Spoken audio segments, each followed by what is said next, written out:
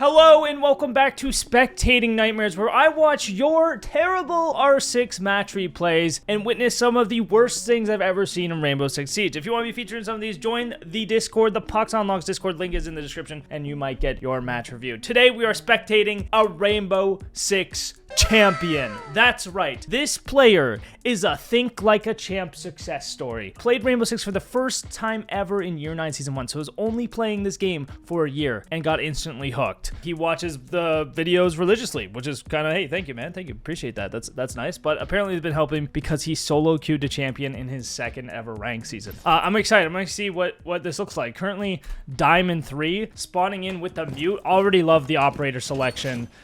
Mute is just so good. So he's on to something. That's all I'm saying. I'm expecting to see like some bad aim and great plays here today, because if you're a champion, you've only been playing for like a year, you must be making the right decisions. Great drone setup already, or sorry, Mute setup. Reinforcing the outer walls, fantastic. This is actually a setup from my own channel, so I feel like we might be seeing a few of these here today. But clearly this player has been working hard, so hey. So we got a decent Mute setup here, muting off the exterior wall, playing in here with the shotgun, checking cams off the start of the round. Dude, this is the things I preach religiously, and he's doing it. See, guys, if you start doing this, maybe you too can get champion with horrible aim, horrible mechanics, or whatever is going on here. And as a reminder, while we wait for this guy to get into the action, you can get the Poxonlox charm, which he is running the champion charm because he's an R6 champion. But you can get the Poxonlox charm by subscribing on Twitch, which if you see subscribe to get the charm, it's referring to Twitch, not to YouTube, because I use the same overlay because I'm lazy, whatever. Let's go. So yeah, just holding, playing patiently, holding the window hopping, knowing he'll hear them if they come behind him. This is great. I mean, they got that Mute jammer off. I don't mind this peek. You have the advantage on this. Very smart, very nice. Even if you have bad aim, you know, you have a bit of an advantage, so it'll balance out. I'm excited to see this guy get into a gunfight. I wonder if his aim is there or not. I mean, the chances are he's probably switched over from another game, kind of understands the concepts, has a little bit of mechanics. Careful of that window hopping, because they could just vault in through that window. That's the only thing I'm concerned about right now.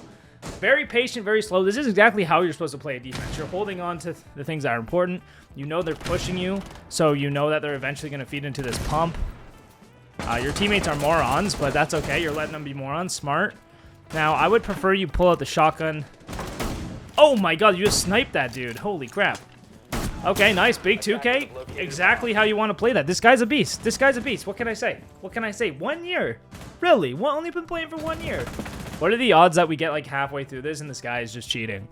That would be really sad. Still holding this control. Like, this is all you really need to do here. Let's see how long he sits here for. He's just going to keep sitting here throughout the round. Keeps checking stuff. Playing it smart. Gets the ping over by garage. He understands they're not coming here anymore, so he's going to hold a different angle. Very smart. That's what you want to do. Good awareness as well. Now, do you know the last one's Aqua? Looks like you kind of do, but you're not entirely sure. So I don't think he's cheating. That's a good sign. But now you know he's there. You're going to close the distance with the pump. Get into the close range with the ideal close range things. Got the stim. He's good to go. He's good to go. Playing this passive angle. This is a passive angle. Why is this such a good angle, guys? Why is it such a good angle? Because if the Ash is pushed up here, he's exposed to here, here, and here. And the chance of him actually checking this passive angle on the left side, he might just check pillar and then just walk through without checking this corner. So this is actually a really, really smart place to play, and really, really well done by this guy. So again, a passive angle. He's not peeking directly into the guy, right? This guy is sitting here. He's trying to peek and find the kills, but he's not giving it to him, and he swings with his teammate getting the beautiful. Perfectly played. Absolutely perfectly played. And aim not bad, honestly. He may have sent in my own match replay. It looks like me. You know, little bodish movement. But he's only been playing for a year. That's actually quite impressive. So we got the Bandit out. I'm assuming he's going to Bandit trick this round. Getting the reinforcements. I mean, I don't even think we really need to watch the site setup. I think he knows what he's doing. He's reinforcing off the walls. He's going to put the bandits down. Yeah, he banded off all the walls. He has one in the pocket. I wonder if he is going to attempt the trick or not. Let's take a look. Yeah, he is getting ready for the trick. So he's ready to trick it if they do EMP it. And that's exactly what you want to see when you have the extra bandit. If you can just completely shut down the wall denial, fantastic. They do have the Mav, so I'm hoping he notices this off the smoke and runs away, because the glass just smoked there. You want to run from that. Okay, yeah, he's hiding in the corner. It's not the ideal spot, but he's going to be okay for now. And then he can also C4 out that breach. Playing this a little over-aggressive can be a bad thing, but it can also be a good thing if the enemies aren't paying attention. Like, leaning and peeking into this right now isn't a bad idea. Or even C4ing it if you can get the C4 out. Like, if you quick peek it, see if anyone's on the other side. If there's not, toss the C4 out, you know, because you're in the safety of it. But again, he's doing fine right now. He's just sitting here holding it. Very, very, very passive defender. Smart play with the C4 off of the smoke grenade, and there's a kill. That's a big kill, right? You just picked off the glass. He doesn't know that, but he knows he got a kill, and that's what matters. And they still can't get this wall open. At this point, you're okay sitting here. Now, I think technically they could go prone and actually kill you, but they would have to drone you out. Actually, no, it's not even. They can't even. Wow. Okay, well, there you go. He's absolutely fine here, absolutely safe. And he got a kill, somehow. You know, countering the Mav Glads is big. I would prefer to see him leave once he knows there's no one on the breach, because that way he's not going to get trapped here. If you get trapped here, it's very easy for them to ping him, you know, either buck him for above or open the floor. I have yet to see anything horrible, which is actually kind of crazy. He's very passive, but he's aware. He's very, very aware. His teammate dies blue, he looks blue. He kills the guy when he peeks. I'm like, it's a very, very simple gameplay that people overcomplicate in every other rank. This is simple gameplay. It's just simple. You sit, you hold, you only watch what you're exposed to, and you're good. He's exposed to this hole, he's fine. Now, he could go confirm his kill, but he's worried about dying from the breach, which is fine. You know, play it passive. You know, you're on defense, you can play it passive, because they do, at the end of the day, the attackers have to push into you, and most people suck at attacking. So, well done. Still holding here, still playing really smart. Watching the breach now because you killed the other guy, so that's good too. I would be worried about them pushing into the other breach, because at the end of the day, they can't push in from the holes. So position yourself somewhere where you can hold other entrances without being exposed to the holes is better, like this. So this is actually a better position because you can react to the single wall. Nice quick peeks, you know, peeking for information. Careful the Mav holes though, right? Careful the Mav holes, because the Mav could technically still be there. I don't know where he is right now. Maybe you got the call out that he's here. If that's the case, no problem. Playing passive angle once again, not over peeking the angle. He knows he's there and he's not over peeking. That's very, very smart. Not many players do that, but it's the smart decision. However, you should probably peek with your teammates when they're getting peeked, because yeah, otherwise that will happen. Didn't peek with the teammates and then got cooked. I apologize for the screaming children in my basement. Wasn't me, dude. Wasn't me. Overall, pretty well played. Just a little blunder at the end of the round there. Just a small error later in the round. Maybe he was feeling the pressure. Maybe he was starting to freak out a little bit because the clock was getting low. It happens, but you know, you can still be aggressive in the end of the round, right? Especially if you have another teammate peeking. You want to peek together. You want to play the trade. That's how you confirm out the lead, is being able to play that trade. There's nothing happening. I want something awful to happen. I expected this to be garbage. I expected this champ to be like, oh, he's only been playing for a year. He's actually going to be terrible. This dude is the best player ever. He has played for 1 year, and he is incredibly good. What is going on? His aim is nothing crazy, right? His mechanics are nothing crazy. He's just playing smart, disciplined Siege. And it's really that easy. Like, anyone can hit champ playing like this. I'm very, very confident. Getting the hatch off the start. I don't hate it. I'm excited to see what we do with the Scopos here. Scopos, you know, it's not the easiest op to play.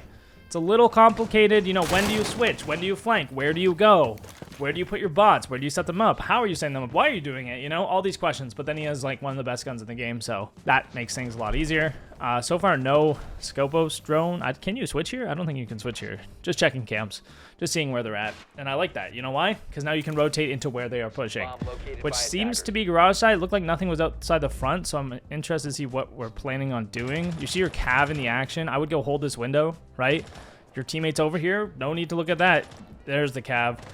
Baiting the Deimos away so that you can kill the Deimos. This is smart. Playing off the cav here. I would just like, you are very passive, but it's almost to your own detriment. Like, extremely passive. A little more aggression incorporated into your gameplay could be a good thing, because the passivity is so high. Like, right there, if you were pushed up here playing off the cav, let's kind of explain this a little bit, because it's a little complex. But if he's up here on this doorway holding the IT jump in, knowing that there's a guy out there, and the cav is playing over here, now if they hop in to get the cav, you're going to kill him. If you're sitting here, you're not actually holding any of the entrances. Plus, when your cav runs away, you can then push up and take this space and catch them as they're sprinting through here. So you want to almost trade places rather than just sitting and not doing anything at all, because that, like, it just kind of ended up cooking you, because the spot you picked was just a bad spot. Now we're on the Grim. Love the Grim pick. Absolutely beautiful operator. Top 10 attackers for sure. Maybe top 5. I don't know. What do you think? Let me know in the comments. I think Grim just absolutely ruthless. But there's a lot we could learn from here, right? This is a player who's only been playing for a year, and he's champion. That's mainly just the fact that he's playing so passive and playing smart and playing positionally and not over peeking angles. So many people like to hold these long angles directly where they're peeking, and they only have to peek one at a time, and it's ridiculous. It's silly. Switching on to the Deimos here. Again, top 5 operator, top 5 attacker, top 10 attacker. What do you think? Deimos, another exceptional attacker. So excited to see what we do here. Droning out Aqua. Looks like he's going for a solo take Aqua. Probably going to use those Deimos tracks to get control, which I like to see. You can even use that pistol to kind of bust that wall open. But you see him droning early. This is the first attack as well, so we're off to a fantastic start. Droning early, taking the space, prepping the doorway, checking again to make sure nobody has rotated up. That's just ideal droning right there. Now they could flank, but because we already droned it and we were pretty careful about droning it, you know they're probably good. Now this is insane. Alt walking through the footholes is an insane play. And the fact no one's watching it is even crazier. So that was extremely risky. I would just drone the site first, but you're in a great place because of it. So it was almost like weirdly passive, but aggressive. It was like you did an aggressive play, but you did it so passively that it looked insane. And there it is, guys. Champion aim. This is what I was expecting, okay? That was a whiff, let's be honest. Whiff, whiff, whiff, whiff, whiff, whiff, whiff. Oh, no. Now, the Azami is partially to blame, but that's tough. That's tough. Okay, so, I mean, hey, we took space, we played the backside, we went where our team wasn't, and we played it aggressively enough that we actually gained control. The problem is once we had the control, we really blundered, okay? However, you guys probably would have won that round if you didn't whiff. If you naded the Kiba first and then peeked, or even played it more passively, careful of your flank, just holding the bomb site, I feel like it could have been okay, because you had the control. But once you died, then you're going to obviously lose the control, lose the space, and then it led to you guys losing the round, which I don't think you would have lost a round if you didn't die there. Sometimes just staying alive is better than 5 seconds left. dying. Well, obviously, but staying alive and holding the control is better because you stop them from being able to rotate and you're maintaining that pressure. So that it does. Once you lose that pressure, they're basically just gonna kill your team. That was a horrible job explaining it. I don't know. This is literally my job to explain these things. Somehow I still can't do it. Okay, we're droning early off the round with the Grim pick. Stuck the Grim this time. So it seems like he's droning his team in, trying to find this cav. Now they don't have the Deimos, so they can't track the cav. That's okay. I would love to see him take this control. You see it's free. You can take that space and really cut a lot of the rotates already. There he is hopping in. I mean, at this point, do you go for the roamer or do you just go down blue stairs? Because I feel like pushing down blue stairs and just hitting the site, that's going to take pressure off the roam, right? The roamers are going to have to fall back if you start hitting the site, especially because they have so many, like your team's just getting slaughtered by multiple roamers. So there's going to be a hole somewhere in sight. Usually it is this blue side. So I like the fact that he's pushing right now. He lost his drone in the prep phase, so he has one drone. So he can't do like the flank drone plus push drone combo, which is really good. And now it's a 2v4, so just a little too slow. Teammates are dying too fast. But not much you can do there. I mean, I don't think he's really to blame at all in this round, but he may have spent too much time actually trying to drone his teammates. Didn't check the corner. Small mistake, but you got to check your corners. You got to check it. If you're not going to drone it, you got to face check it, especially in a situation where you killed one on site. You know they're not peeking you from here. Now you have to check this, you have to check this, and then you have to check this, and then you have to check this. One at a time. Peek, peek, peek, peek, and then you're here, and now you have control, and now you're safe to actually peek into the site. I can't blame the guy. I can't hate on the guy for it. But if you check that corner and killed that guy, now you know there's only one on site, and you probably have the chance to win the round, especially with all your utility, right? You can be your flank, you can be off site, but I don't know if he had the diffuser as well, so that's also another factor. Droning into the building. I like this. I like that he's using his drones to either, one, get a pre-place like this, fantastic, or two, find the site and find the operators and switching his operator based on that and knowing what to do. Like we saw the Grim to the Deimos pick was fantastic. Allowed him to get a lot of control, get the site control, especially knowing they have a cav, makes a lot of sense. Here, he doesn't know what operators are, but he has this cut drone. So it looks like he might take lobby, have the flank drone for the top, or he's going to take top and play vertically. And he switches to the buck, so it looks like he's going for the vert take. Fantastic, right? You want to be using the information to make plays. It just makes sense. It's something that anyone can do, but it will significantly improve your game. So very smart. Again, very smart. Champion gameplay, baby. Champion gameplay. I'm not even going to be able to put this into the spectating nightmare because this is just like a spectating glory hole. Screw the name ace hole. This is a satisfying, overall, full body, beautiful experience as far as I'm concerned. So, Joining the top again, playing safe, playing smart, taking control. Teammates suck. Your teammates are dying very, very fast. For me, personally, I would adjust to my teammates dying super fast by either playing an operator that helps them, like a Lion or a Finka, or just playing more aggressively and taking more risks so that you can be in a better position to kind of like trade your teammates. Because if your whole team is dead and you're in a 3v5, 2v5, 1v5, it's going to be much, much harder to win the round. Checking everything, working vert. Nothing atrocious about this. I would just say make more holes before peeking them. That way, if you do peek and die, at least you still have that vertical pressure already created. Let's say you make the first buck hole, you peek it, and then you get killed instantly. Holy crap, this is laggy with the ram. Then you can't make any more holes and there's no pressure on site. But at least if you make the holes first and then go back and peek it and then you die, now your holes are still there and there's still the pressure on site. Soft hatch, I would love to see some action.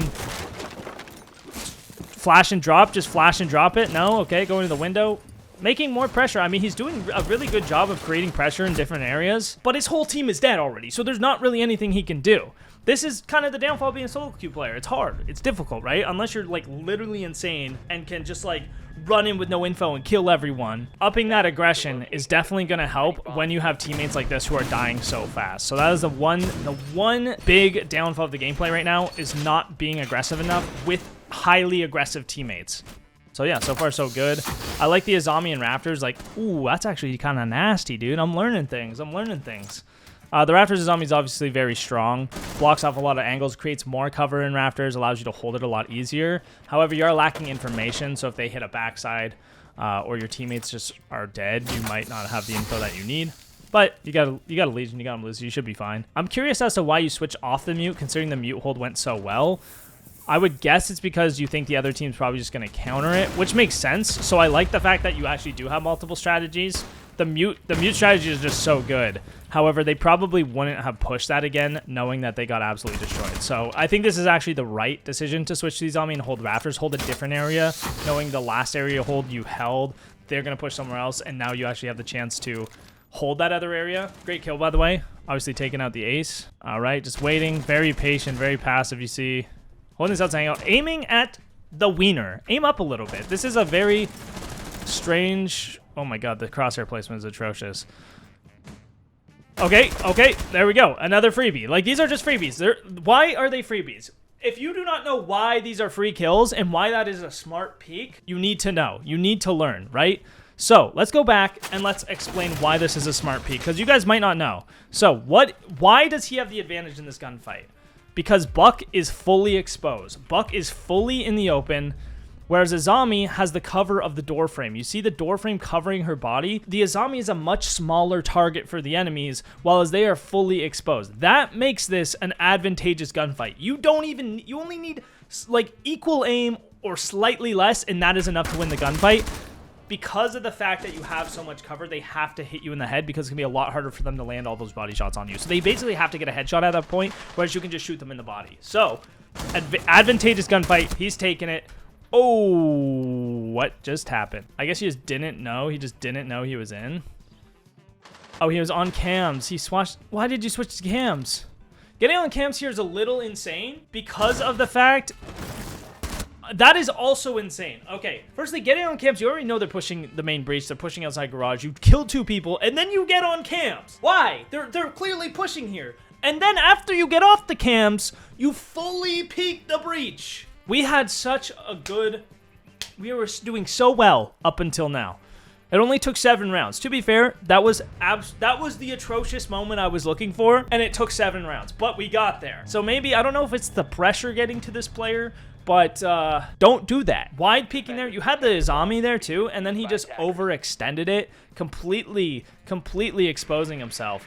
That was the easiest kill ever for Capitao, and you had that exact same advantage that you had on the ace and on the buck. You just gave it up by swinging super wide, exposing yourself through the whole breach and the entire room with literally no idea what's going on because you were on the cameras. But if you just weren't on the cameras, you just hear him vault in pre-fire and kill him the exact same way you killed the other 2. So that was really bad. That was really bad. However, there's still hope. There's still more rounds in this game. Switching to the Zofia is interesting. I don't mind it if they're bandit tricking, but like this lineup's pretty bad. The Grim is fine. You're sticking the Grim, so hey, Attackers are another heading out decision to I would the make. bomb. Good work. Now, you could play the Zofia for the castles, but you have the Ash, you have the Ace. Grim has the hard breach tools if you really need to open the castles. So, I don't know what the thought process is there, but the Grim is just so good. Now, that is the first attack win. So, I'm a little nervous because you got to win an attack now, which hasn't happened all game. Just hard breach it. No need to melee it. Oh, it actually makes holes in the spectator cam. That's a bug, but it's interesting. I would just use your hard breach tool. Don't waste your time. You're just wasting time punching this for no reason. It also, if you're going to open that, it just lets them vault out. Opening that is not great if you're taking the main breach anyway, because your team's not really pushing from connector. Drop the bomb. Because they could just vault out of it to kill your team, right? This castle is actually also really bad. This is basically a free take. You could just use your bees to bee off electrical, push up, and then open this wall. That's what I would do personally. You have the castle covering your flank now, so it's actually helping you. Plus your nomads on this window to hold your IT. But now your whole team's dead again. Holy crap. Okay. Honestly, the attacks were not that bad from your part outside of that first attack on Deimos where you completely messed up. But the reason that attack was good was because you just you drone one thing and then you pushed into the site and your whole team was there with you. And then you whiffed. But it was good because you guys had the control and you were pushing at the same time. Now what's happening is your attacks are, the way you're playing them is smarter. This is, in my opinion, a better way to attack. However, the problem is your teammates are still playing super aggressive and dying early, which is why you need to do that as well. So honestly, that one switch, like, I think it'll just, you'll find you're more consistent. You'll find you'll probably get more kills. And you'll probably find that you win more while you're solo queuing if you make that switch when it's necessary. So that's something I would recommend for this player. Obviously, they did not win the game unless Thatcher goes crazy here. That is the last round. So they do end up losing the game. But hey, honestly, very impressive gameplay for someone who's only been playing this game for a year. Excellent work. Excellent work. Papa Pox is proud. This is why you guys need to watch the Think Like a Champ and actually take this stuff seriously and do the stuff that I'm doing, because you too can become a champion, okay? There's no reason to have 1,000+ hours in the game and still be in Copper 5, okay? Anyway, that's the end of it. Hope you guys enjoyed. We'll see you on the next one. Peace out, gamers.